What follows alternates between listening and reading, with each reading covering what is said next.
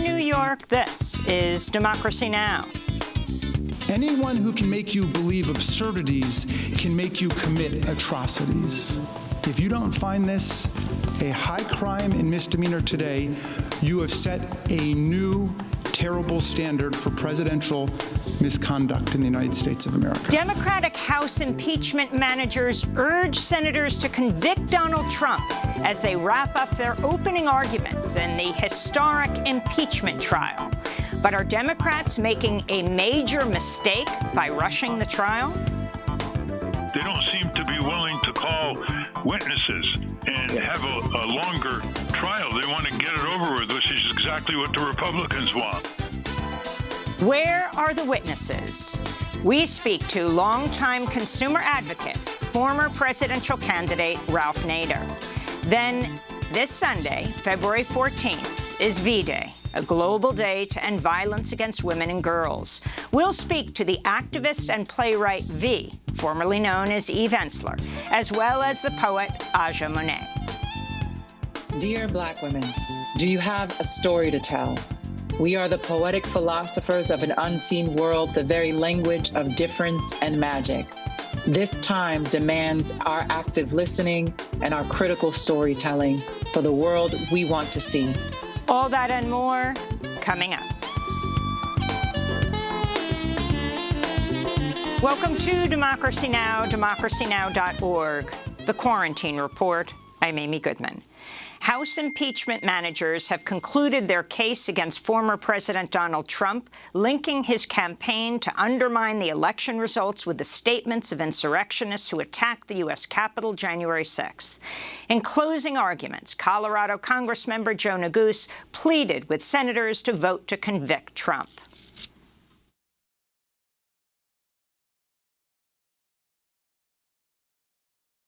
Because if you don't, if we pretend this didn't happen, or worse, if we let it go unanswered, who's to say it won't happen again? Trump's legal team begins its defense today. Lawyer David Schoen predicted it would take just 3 to 4 hours to present Trump's case, with the trial set to wrap on Saturday. On Thursday evening, 3 Republican senators, Ted Cruz, Lindsey Graham, and Mike Lee, met with Trump's legal team in the Capitol, raising fresh doubts over their ability to serve as impartial jurors. After headlines will air extended excerpts from Trump's second Senate impeachment trial and get reaction from longtime consumer advocate and multi-presidential candidate Ralph Nader. The United States reported nearly 3,900 new deaths from COVID-19 Thursday, pushing the U.S. death toll past 475,000, by far the highest in the world. Here in New York, the top aide to Governor Andrew Cuomo apologized to Democratic lawmakers this week for not initially reporting close to half of the 15,000 deaths at nursing homes and other long-term care facilities. Meanwhile, California has surpassed New York as the state with the highest death toll, with over 46,000 COVID deaths reported. Health officials in Los Angeles temporarily closed 5 vaccination centers Thursday, including a massive site at Dodger Stadium after the city ran out of vaccines. In Bethesda, Maryland, President Biden visited the National Institutes of Health, where he slammed Donald Trump's failure to prepare for mass vaccinations. He didn't order enough vaccines. He didn't mobilize enough people to administer the shots. He didn't set up federal vaccine centers where eligible people could go and get their shots. President Biden says his administration has secured the 200 million vaccine doses from Pfizer and Moderna he announced last month, meaning there will be enough shots to inoculate 300 million U.S. residents by the end of July. Meanwhile, Stat News reports U.S. COVID-19 vaccination rates closely track with wealth, with the richest gaining access to vaccines at a faster pace than low-income people.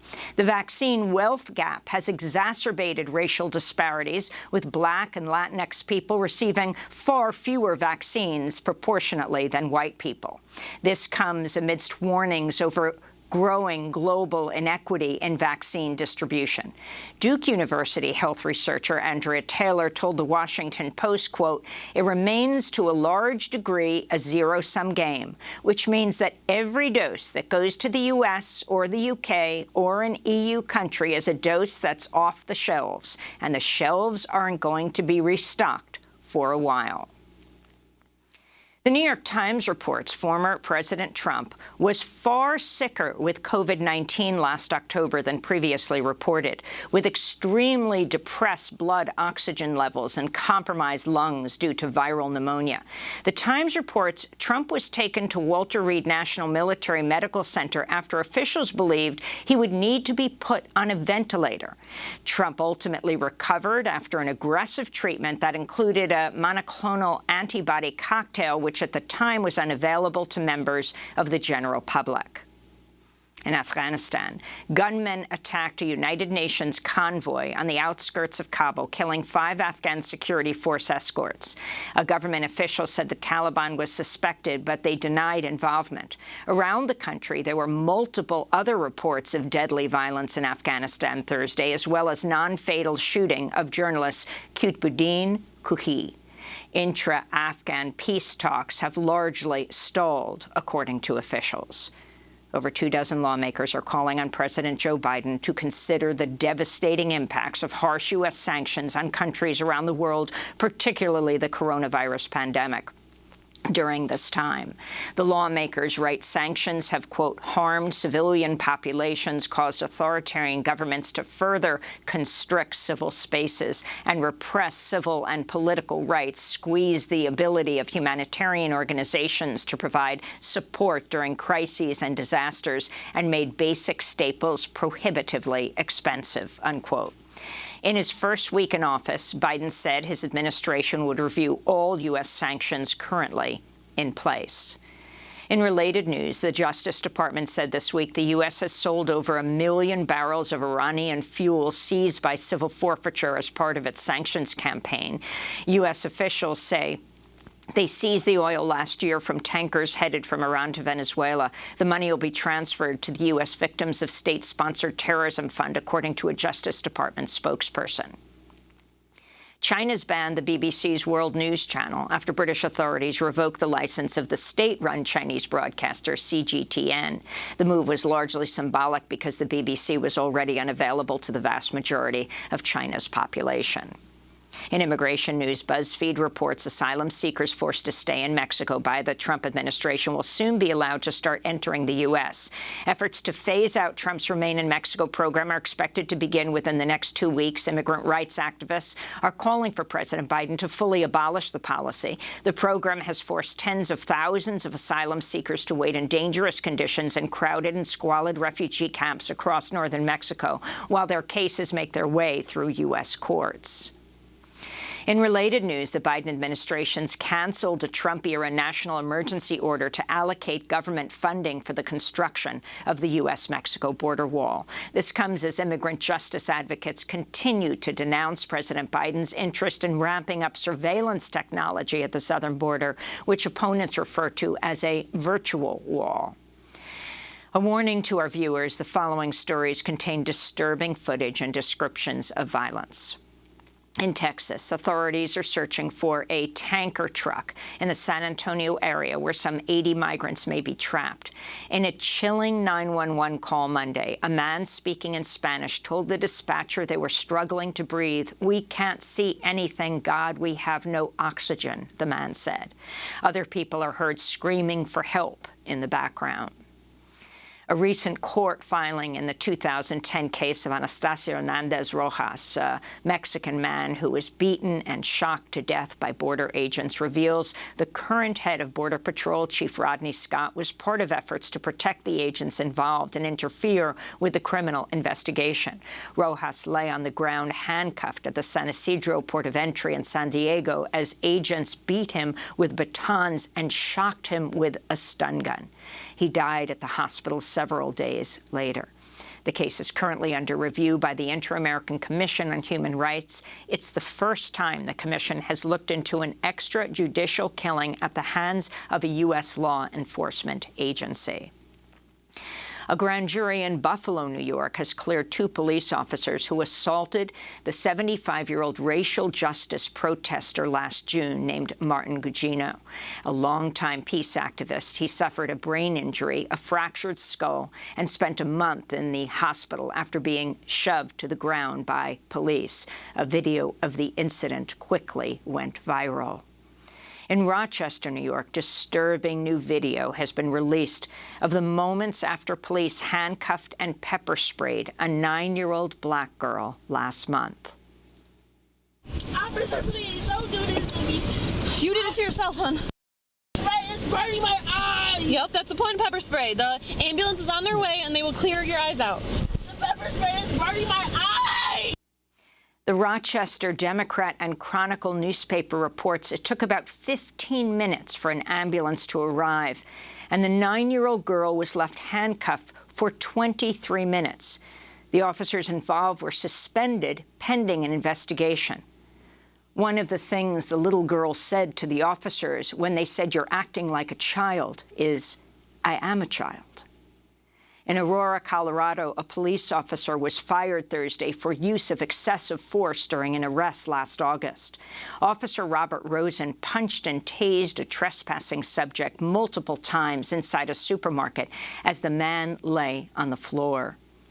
In Los Angeles, the family of Dijon Kizzee, a 29-year-old black bicyclist who was shot to death by sheriff's deputies last summer, has filed a $35 million claim for damages. Kizzee was shot 16 times after being pulled over for an alleged bike violation.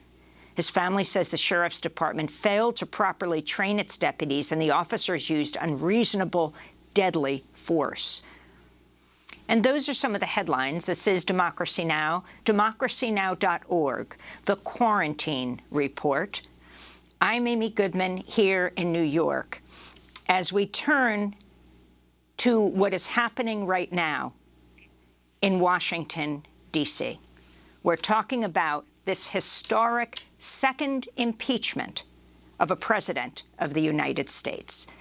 That's right. We're talking about Democratic House impeachment managers having wrapped up their case against Donald Trump, saying the former president remains a threat and should be convicted of incited the deadly January 6th insurrection at the Capitol. Trump's legal team begins their defense today. On Thursday, lead House impeachment manager Jamie Raskin laid out Trump's long history of inciting violence prior to January 6th. Beginning in March, Trump leveled attacks on Michigan Governor Gretchen Whitmer for the coronavirus policies in her state. Then, on October 8th, the precise consequences of the president's incitement to violence were revealed to the whole world. Look at this.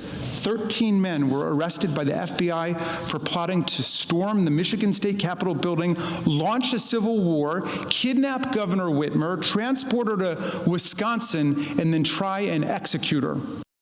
And he did it again on October 27th during a pre-election rally speech in Lansing, Michigan, where the Capitol had been stormed. Trump openly joked with the crowd about critics saying his words had provoked the violent plot against Governor Whitmer. Check it out. It's telling.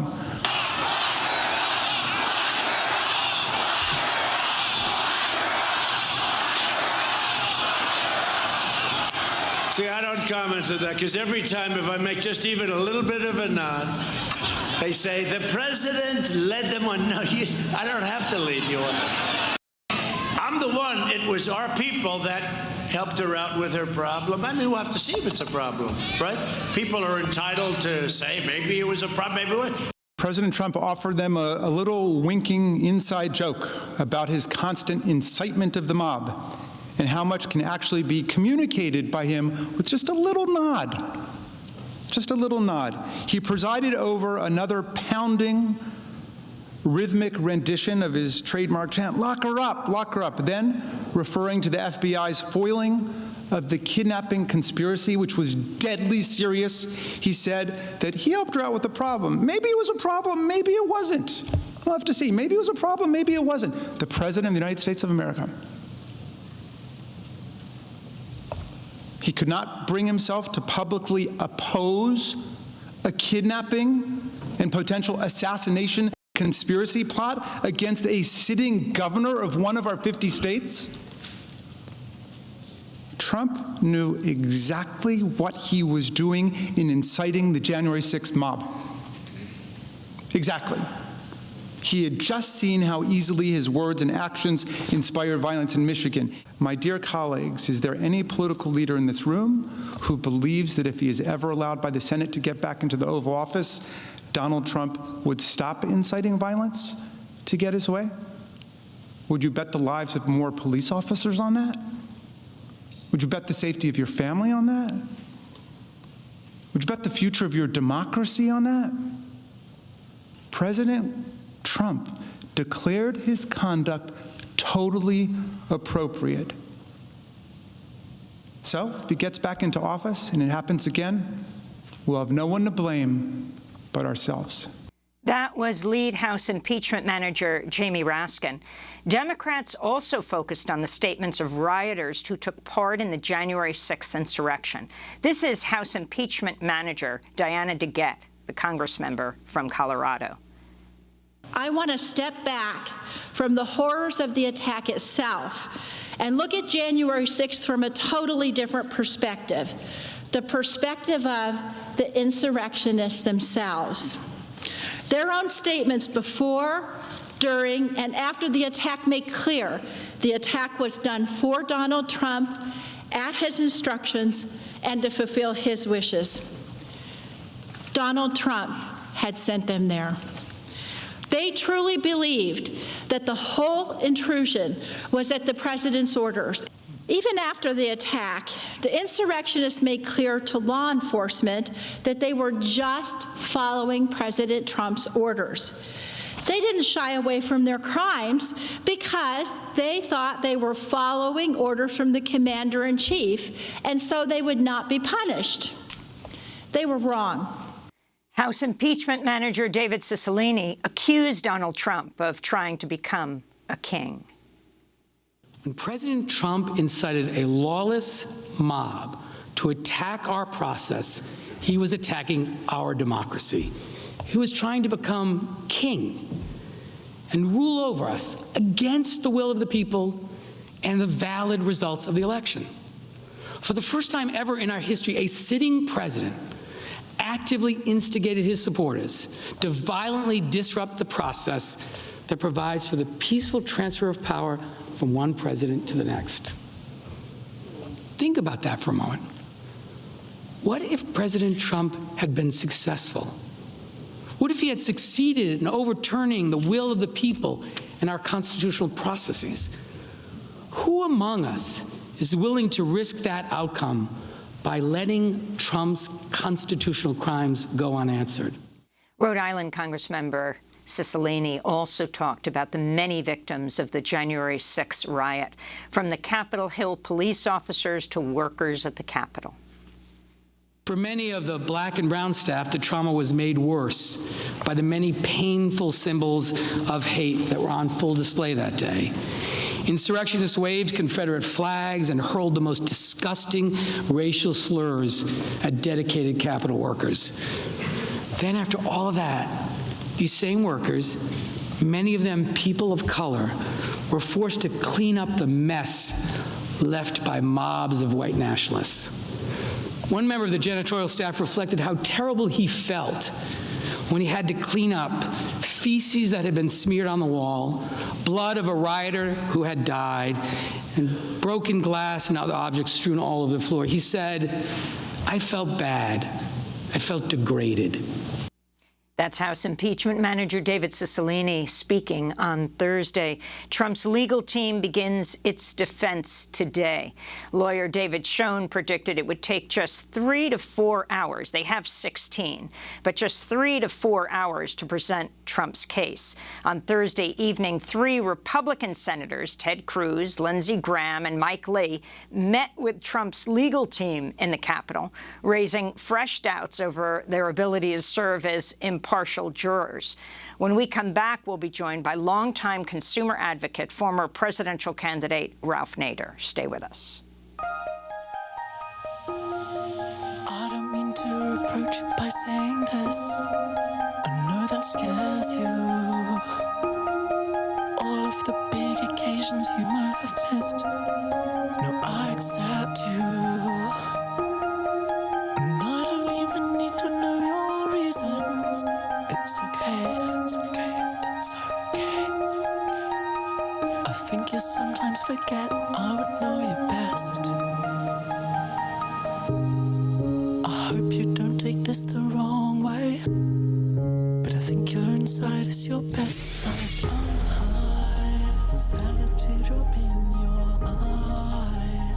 I never thought I'd see you cry. Just know whatever hurts, it's all mine. It's okay to cry. It's okay to cry.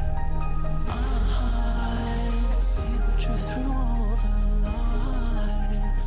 Even after all this time, just know you've got nothing to hide. It's okay to cry.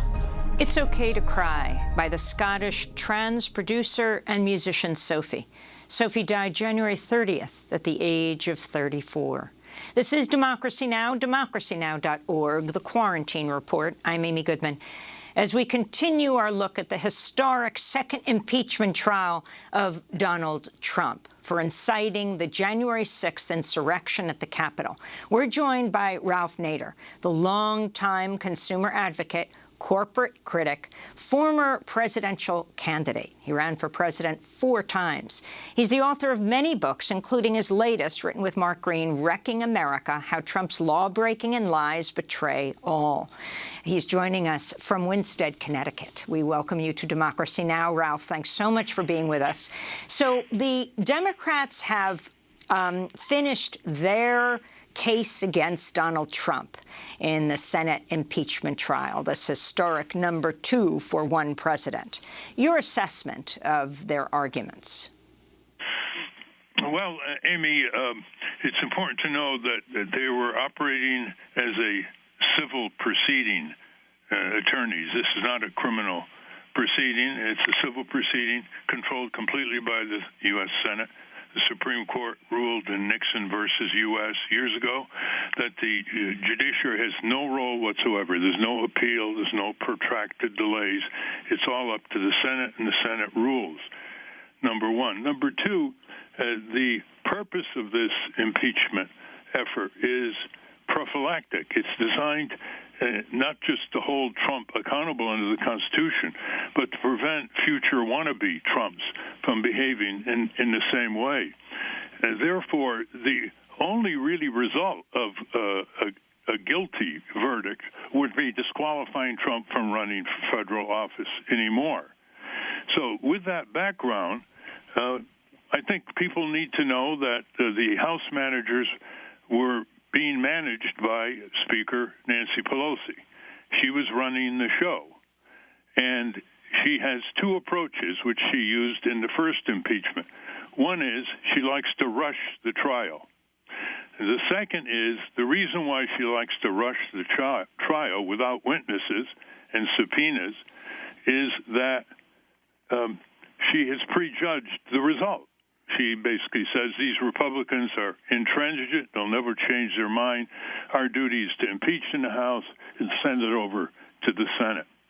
Now, that is a prescription for defeat, period. And as a result, the narrow approach of the articles of impeachment keep the Democrats from having a full hand. They have like 10 arrows in their quiver, and they're using 1 or 2. Now, what they should do is call witnesses.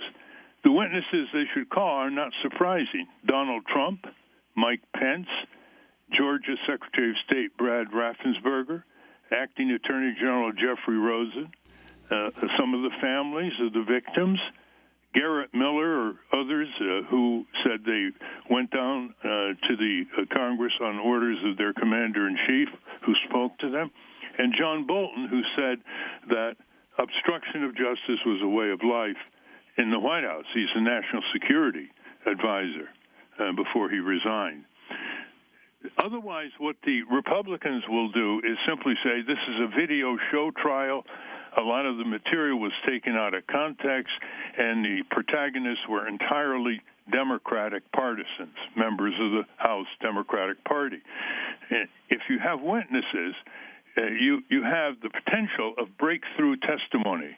Mike Pence, for example, Jay Rosen, for example, Brad Raffensperger, they might be required to testify about far deeper crimes than simply a telephone call to the Justice Department by Trump or to the Georgia Secretary of State twisting their elbows to try to change the course or the count of the election.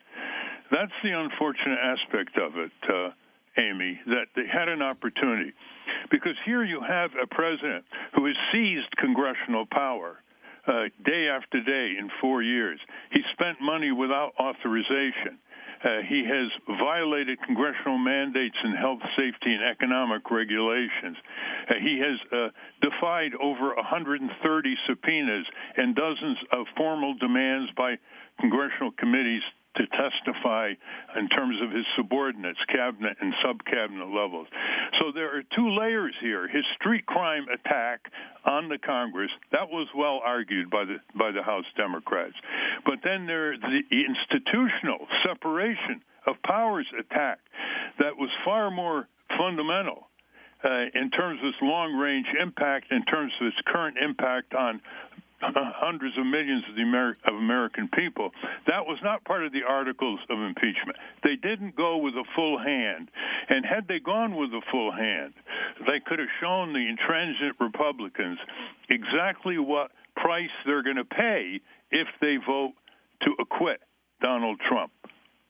So talk about, for example, what Pence would have had to say. Pence, a longtime, obviously, ally of President Trump, defender almost to the end, until he decided to be there to ensure the final count of the Electoral College. One of the things that the House manager showed was the timeline. I mean, maybe you can argue Trump in his speech that day when he said fight, that doesn't mean actually physically kill a police officer.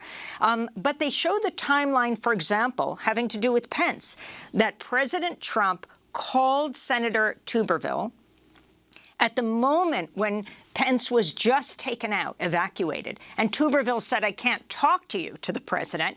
Pence has just been evacuated. And it was after that that Trump issued yet another tweet against Pence and the rioters. I don't know if you would call them domestic terrorists. Would you, Ralph? Were chanting, hang Mike Pence. Well, if you had Pence on the stand, you would start with a impeachable statement by Trump in 2019. No other president has dared say what Trump said then. He said, with Article 2, I can do whatever I want as president. With Article 2, I can do whatever I want as president. And he spent 4 years proving that that was the case with Vice President Pence. So you basically have Pence, who doesn't like to be seen as a lawless executive branch vice president, comment on all that you have just described in terms of a law and order framework. And he submitted to Trump every day until that last day when he said, I'm sorry, Mr. President, I have to obey the Constitution and go down to the Senate and formally supervise the counting of the Electoral College votes as accurate for President-elect Biden. And so he broke with him, and Trump attacked him. And that's powerful testimony. You can't reproduce that testimony with videotapes. You can't reproduce the testimony of Raffensperger and others. The situation in Georgia was really thuggishly detailed. It wasn't just a phone call. NPR had a good expose on that. He actually had his people threaten various electoral officials in Fulton County, not just a phone call and threatening Raffensperger with criminal prosecution. And you had a U.S. attorney forced out. Pardon? You had a U.S. attorney forced out in Georgia. Yeah. So there's a lot there to uncover. You can't do that by videotape. You have to do it by live testimony. I mean, trial lawyers say A trial without witnesses? Are you kidding? And why didn't they call the witnesses? Because Nancy Pelosi wants to get this over with, and she doesn't believe anything will change the minds of enough Republican senators. I disagree. First of all, it's not just for the Republican senators. You have a full trial with a full hand of impeachable offenses. It's for the American people. It's for public education. It's for the historic record. And it's for whatever use subsequent criminal prosecutions of Trump that are pending in New York, Georgia, and the District of Columbia may be able to apply. So it's a very narrow approach, and unfortunately, the capability of lead manager Jamie Raskin was not fully displayed because he didn't have a full hand. So you have the prosecution possibly of Trump by the Fulton County DA. She is now speaking out and paneling a grand jury. But I also wanted to ask you about Elie Mystal's argument in The Nation. Said Trump should be charged with incitement of criminal acts at the very least. If it can be proven he stood down the National Guard, he should be charged with sedition as well. He's not a defeated politician. He's a criminal on the loose. He must be treated as such. Well, of course. I mean, he will be. He's an ordinary citizen now, as they say. He's going to be subject to criminal prosecution. All the things that were portrayed by the House Democrats in the last few days in an ordinary court of law would be crimes against the state by Trump. And he's going to have to face, as I say, at least 3 jurisdictions, Georgia, District of Columbia, and New York State for financial misconduct with his businesses under prosecutor Cyrus Vance. But it's important, Amy, to realize how decayed the Republican Party's become. Because when Nixon was accused of obstructing justice in the burglary of the Watergate complex that housed the Democratic National Committee, and he was subject to impeachment proceedings by the House, they hadn't yet gone to the floor to formally impeach him. Senator Barry Goldwater and Senator Hugh Scott and other leading Senate Republicans went over to the White House and had a private meeting with Richard Nixon, and they basically said, your time is up. You've lost your base. You're going to be impeached and convicted. Now compare that with the spineless, intimidated Senate Republicans, where Trump's crimes are not just institutional against the separation of powers and seizing congressional power by his White House. His crimes were street crimes, violent street crimes, endangering the lives of the very Republican senators, shouting, hang Mike Pence, and pushing all the members of Congress fleeing for their lives through the hallways underground the Capitol complex, with all kinds of mayhem, fatalities, and injuries. And still, none of the Republican leaders will go to the White House figuratively or go and basically say, it's over. And what kind of effect do you think it would have had if, for example, Eugene Goodman was brought in, the Capitol Police officer who clearly saved Mitt Romney, who led the rioters in the other direction to give Pence, to give Congress members a chance to escape? Also talking about repeatedly hearing, and this is true of a number of African-American Capitol Police, the N-word. Well, that's why the testimony would be so powerful. That's why the witnesses are so important. Otherwise, the House managers have one last chance. They've got to make a direct appeal to the Republican senators. About 7, 8, 9 of them are going to vote to convict. They need 17. And the appeal has to be, do you know what's going to happen if you let this guy run again? If you let Trump offer the prospect of running in 2024? Do you know he controls your party? He controls the state Republican committees. He's going to basically demand 100% submission, as he did of William Barr, Attorney General, and Vice President Pence, or he's going to turn on you.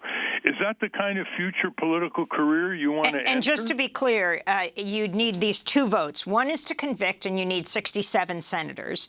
The other is to stop him from running for federal office, and you just need the majority, which they already have with the Democrats.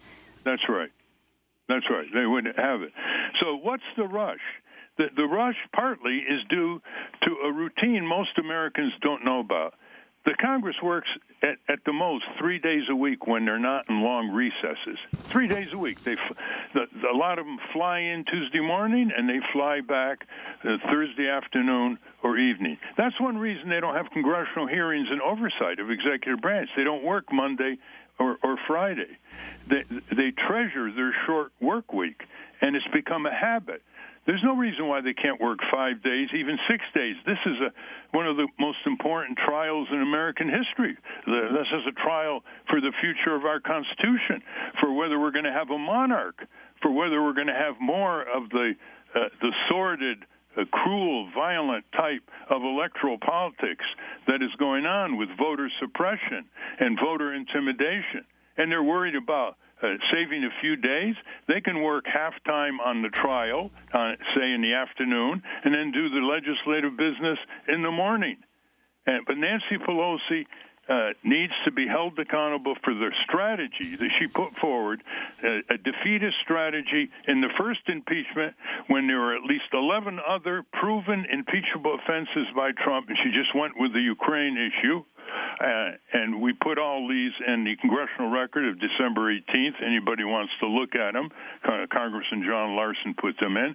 And she's going with the same limited strategy here. And nobody's talking about it.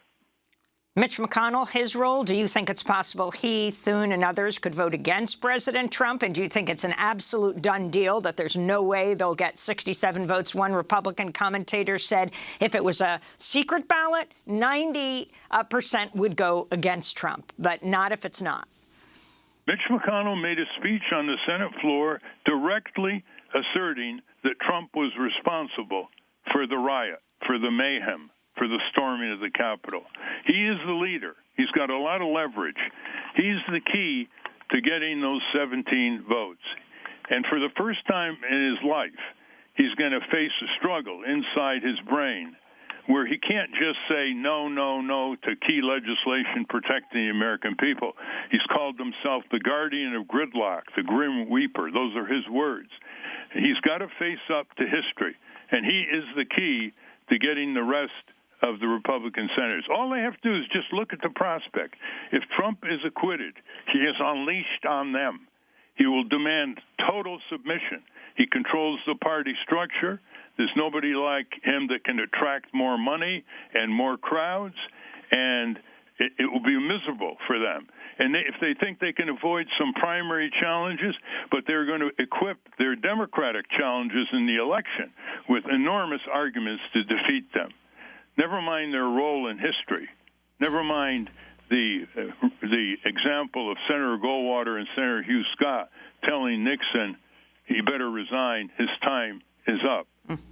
What about what President Biden is doing, the COVID relief bill, the $1.9 trillion he's pushing for? Your evaluation of that and what he has done so far as president? Well, that's important. He's got to keep that $15 minimum wage, which is staggered over 4 years, by the way. And Bernie Sanders is pleading with him and Senate Democrats to keep it in. It has state and local aid. It has aid for children. It has aid to education. It has aid to health and vaccine and all the rest of it, that, and the COVID crisis. And it's very important. It's got to be managed in a way so corporations who don't deserve it or professional sports teams who don't deserve it don't get the money. That's what happened last time. And then there are hundreds of billions of dollars of unspent money still unspent from the Trump administration that needs to be applied to the current state of the economy. In the regulatory area, he's got to do several things. One, he's got to roll back the dismantling and illegal shutting down of enforcement agencies such as the Workplace Safety Agency, OSHA, Environmental Agency, EPA, Food and Drug Administration, the Auto Safety Agency, the FAA. He's got to roll back those executive orders, roll back those criminal non-enforcement rules that Trump actually put in place overtly. earlier in 2020. He then has to appoint some good people and back them up. He already has appointed some good people to the Securities Exchange Committee, Gary Gensler, and a very good appointee to the Consumer Financial Protection Bureau, Rohit Chopra. But he's got more to appoint, and he's got to back them up. Third, he's got to expand the regulatory budget, which is so tiny, it's absurd. The budget for OSHA is $500 million, which is what we have spent every year to pay for the embassy in Baghdad in Iraq after that criminal war by Bush and Cheney.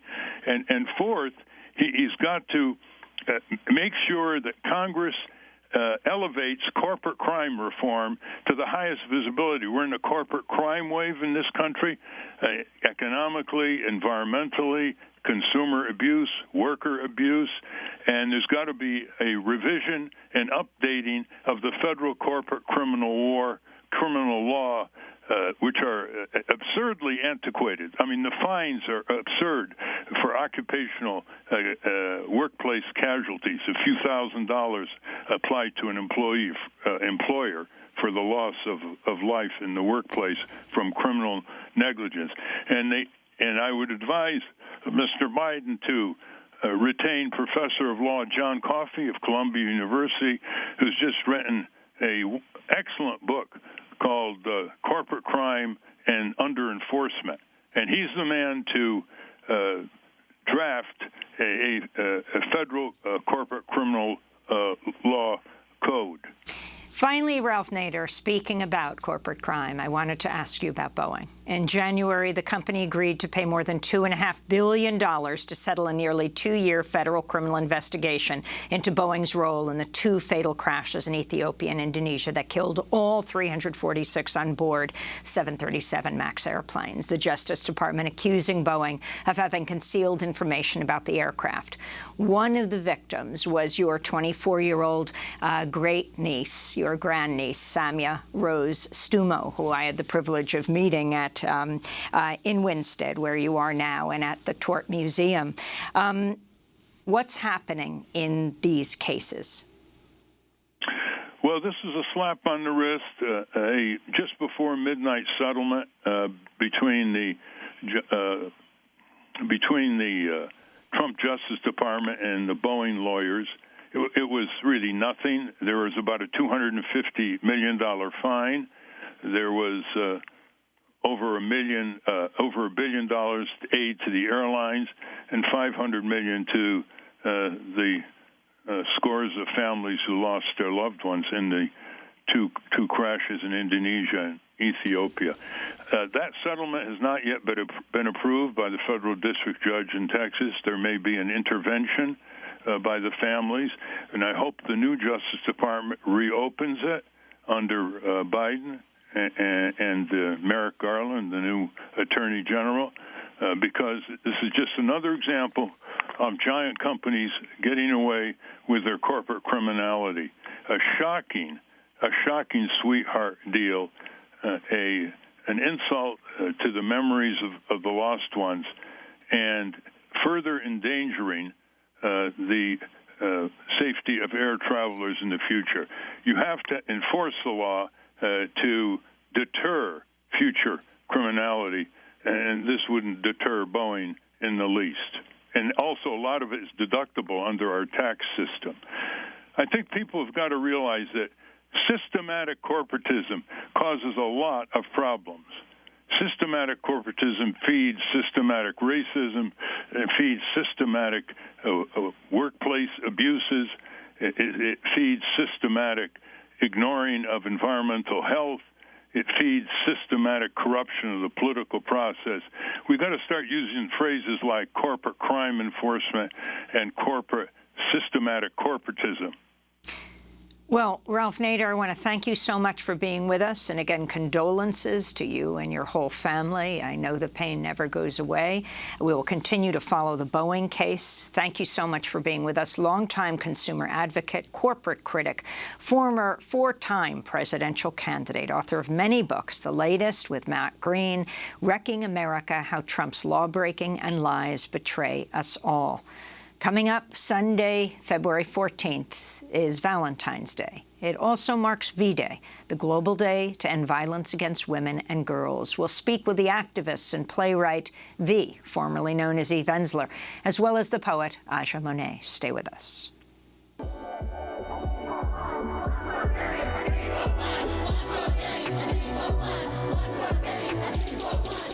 In a time of an upheaval, will come a transformation. Ignite a fire that will burn like the sun. Become a strong movement, fierce and determined, informed by where we are and where we've come from.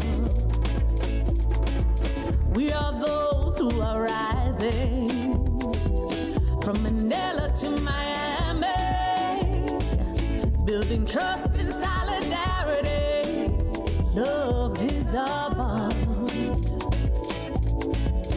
And in the streets we are marching to end the rape and the suffering. We Are Rising by Taina Sili and 1 Billion Rising.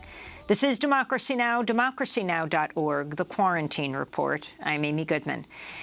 In what's being called the pandemic within the pandemic, domestic violence has soared across the globe over the last year.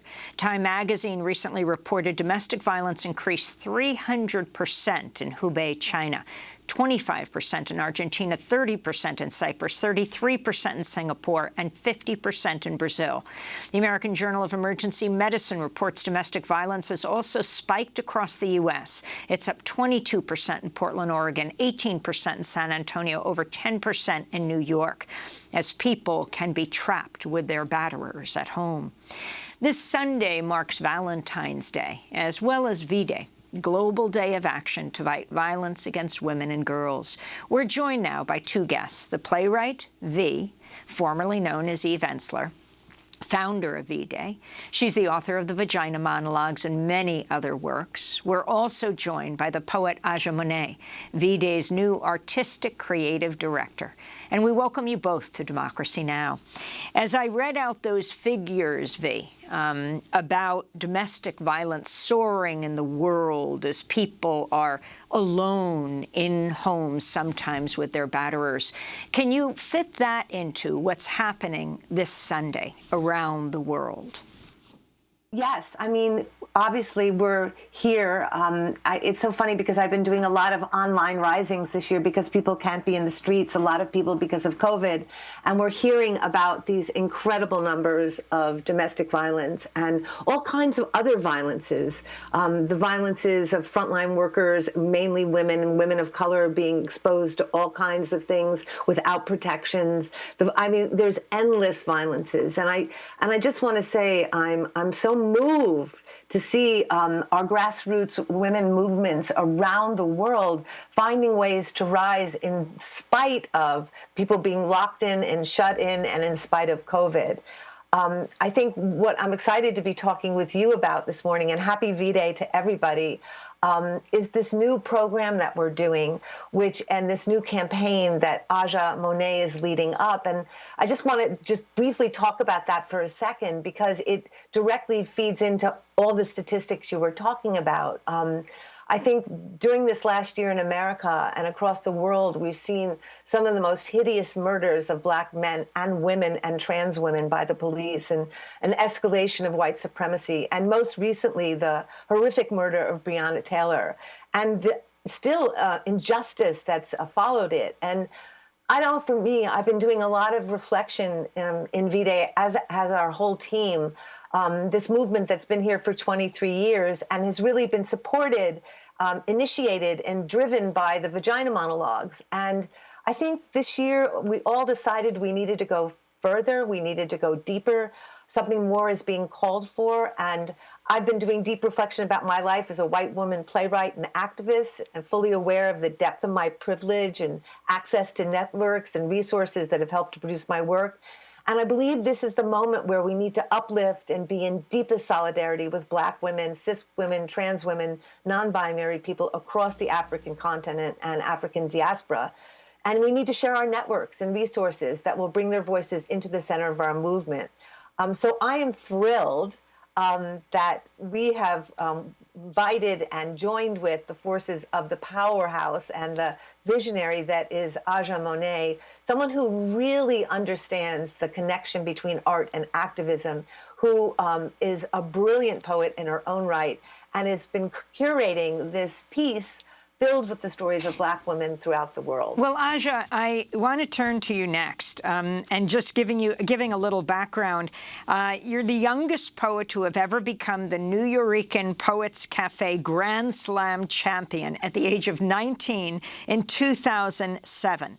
And that's just way back then. But you're doing remarkable things, and I was wondering if you can describe the Voice Project. Yeah, so we also know that for every Black woman who reports rape, at least 15 Black women do not. 1 in 4 Black girls will be sexually abused before the age of 18. So these statistics, we can go down the list and see the impact that sexual violence and harm and abuse has had on Black women primarily, but on women across the world. Voices is a project that for us, we're deeply invested in how do we interrogate the interior landscapes of people and their relationship, not just to violence, but to liberation and freedom. How does art become critical in the ways that we imagine the world we want to see, and to start to practice, to actively engage people beyond just speaking and telling the truth, but also showing and demonstrating what active listening looks like, how we show up for those who are speaking, how we engage, and how we show compassion and collective care in this moment. I want to say that I think the biggest thing that really impacted me last year, while there was an uprising around George Floyd and Breonna Taylor, was a story about a Tallahassee activist, a Black girl, Nigerian Black American woman named Oluwatoyin Salau, who was assaulted and murdered, seeking protection and seeking shelter, in a moment where she was actively engaging in our movement to fight for us and to fight for our trans brothers and sisters. And so to note that this was a story that was kind of left out of the narrative of this moment, not for any, I wouldn't say intentional purposes, but it is something that begs of us to pay attention, to listen deeper, to go into our communities and to see how are we internalizing the harm and the violence of this country, and how do we show up better in our movements for one another. As you say her name, talk about the Say Her Name movement. I think that Say Her Name was born out of a necessity in a moment where media was hyper-focused on the violence and the ways that police violence was showing up in our communities around Black men and the stories of Black men. Say Her Name is a campaign that was created to support the voices of Black women all over the country, but particularly around state violence and the ways that state violence is also impacting us, not just through policing, but also through reproductive rights and issues that we're facing in our maternal mortality, right? Also in the ways that we suffer from housing inequality, the ways that climate change impacts our communities, that we recognize that saying her name is not in an effort to combat the names or to resist the notion that our brothers' names need to be stated, but that also our Black women are on the front lines of often most of the violence that our communities see. And so therefore we must lift up the memories and the stories of those directly impacted by this violence. And finally, Aja, on the issue of art and resistance, if you could talk as an artist about how your art has changed through the pandemic and what you're hoping for most of all on Sunday with Billions Rising. Yeah, well, we believe that art is, for the people, by the people, and it's about presence, it's about attention, it's about expression of one's psychic terrain, the interior world, the last frontier. And so I think a big part of what we see this project being, Voices, is our unothering. We create because we have no other choice in this moment, right? We want to create out of a space of what do we envision, what do we want to see, not just so much what we're against and what we're fighting. And so I think we create because we're possessed by our questions.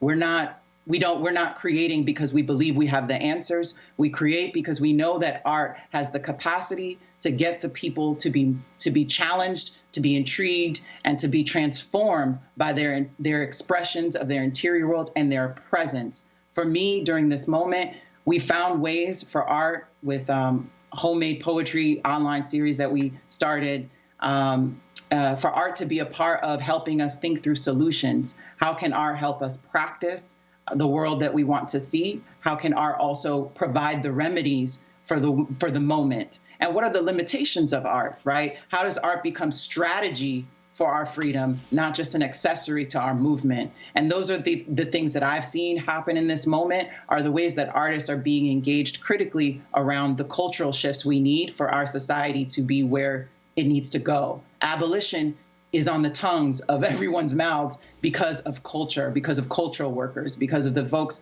on the front lines organizing for that change and for the relationships built between artists and organizers during this moment. I would say organizers are artists, that we are actively practicing our creative imaginations and pushing the conversation and pushing the nation forward. We're the shamans and healers of this moment. So I want to lift up all the organizers who are doing work to end violence against women and girls, but to end violence against those of us who are most marginalized across the globe.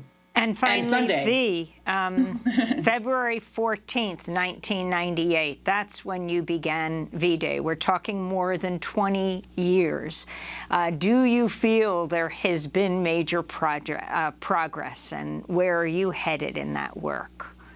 Well, I think with everything with patriarchy, it's 2 steps forward and 1 step back. It's a persistent, ongoing virus that we're up against. But I think there has been change. And I just want to say about this year, our theme this year is 1 billion rising gardens. And it's been incredible to see how it's amplifying the intersectional issues of women's inequality, impact on food insecurity, land ownership, and lack of access to health care, as well as the long-term effects of extractive industries on the destruction of Mother Earth and other basic rights for frontline and marginalized communities. And I want to urge everybody to go to 1billionrising.org. There are incredible things going on right now. Just everywhere on the globe, our 60 global coordinators have unleashed vast grassroots, regionally and national actions. We're seeing them dig deep into their communities, seed distribution, seed banks exchanges in India and Congo and the Philippines. Last night I was on the phone with organizers in Davao, Philippines, with the Lumad women, the indigenous women who are rising to take back their lands from the plunderers and the people pillaging it and the corporates destroying it. And these are just archaic and horrible anti-terrorist laws that Duterte has put into place, where he's just summarily arresting people without any charges. We're seeing people do artistic creations for zero waste food art in Bangladesh, Rising Garden film festivals in South Asia. We're seeing artistic risings all over Africa, Nigeria, Zimbabwe, Mexico, Italy. And I just want to urge everybody we have 10 here, seconds. April 22nd, Earth Day, rise, plant your gardens in this country. Join Vias for Voices. Send in your stories in the next 2 days and be part of our movement. Thank you so much, V, formerly known as Eve Ensler, founder of V-Day, and Aja Monet, the poet and V-Day's new artistic creative director. And remember, wearing a mask is an act of love. I'm Amy Goodman. Thank you so much for joining us.